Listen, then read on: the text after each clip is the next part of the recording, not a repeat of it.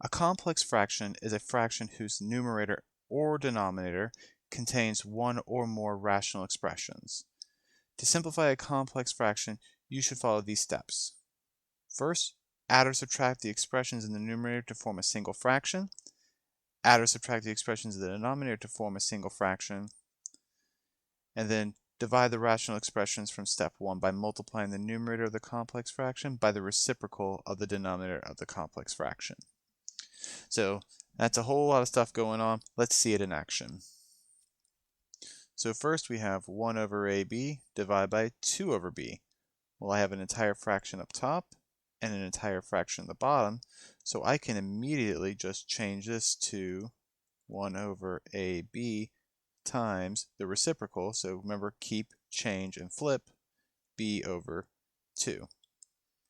And here, simplify, the b's cancel out, leaving me with 1 over 2a.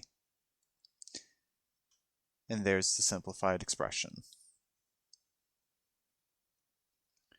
But obviously nothing can be easy, so let's move on to something more complicated. 1 over x plus 1 over y, all divided by x minus y squared over 2. Or I squared over x, excuse me. So what I'm going to do is I'm going to get the LCD at the top and combine them, then get an LCD of the bottom and then combine them. So the LCD at the top is going to be xy, and the LCD of the bottom is going to be just x. So when I make these one fraction, I know I'm going to have both of the denominator of xy, and this needs a y to complete it, so I'll multiply the top by y as well and get this. This has a y in the denominator and it needs an x to be the same as the LCD, so I'll multiply the top by x as well.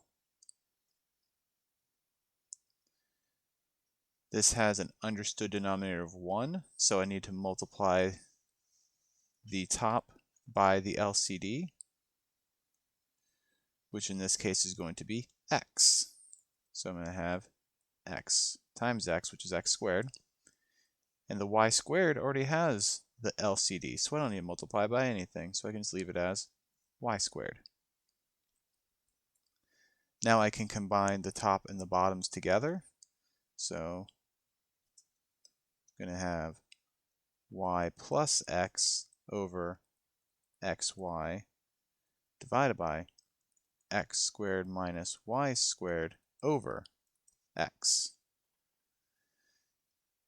Now I have a single fraction up top divided by a single fraction in the bottom, so I'm going to keep, change, and then flip the second fraction. So I'm going to write it over here, y plus x over xy times x over, now x squared minus y squared, if you are not sure, but if you look at this, you can see that this is the difference of squares.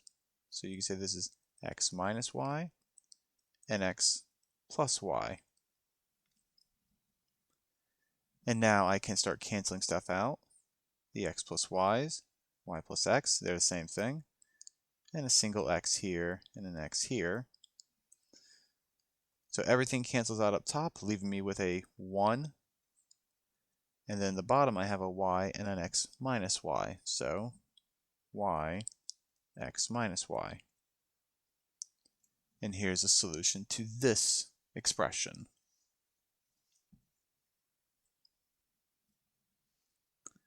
Last, 1/5 minus 1 over y, all divided by 7/10 plus 1 over y squared. So I'm going to get my LCD for the top, which is 5y, and get my LCD for the bottom, which is 10y squared.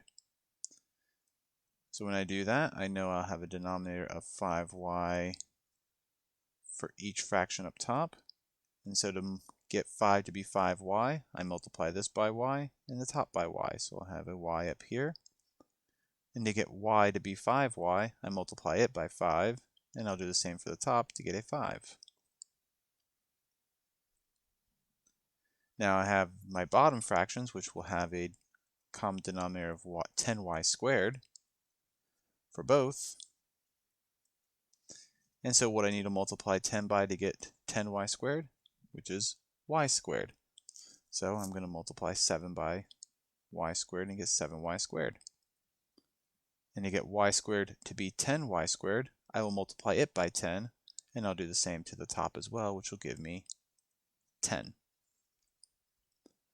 So now I can combine the two fractions together. So I'll have y minus 5 over 5y divided by 7y squared plus 10 over 10y squared. Now that I have my single fraction divided by a single fraction, I am going to keep the first. I'm going to change it to multiplication, and I will flip the second. Now I can see that the 5 will cancel out with itself and cancel out with 10 two times, and a single y will cancel out with one of these y's up here. And honestly, after that, there's nothing really you can cancel out.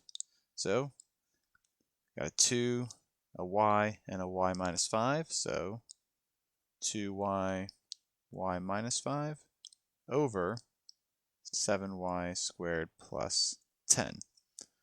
Now, this isn't much to look at. Not much we can do to simplify, but since there's nothing else we can do, we know that this is our final answer.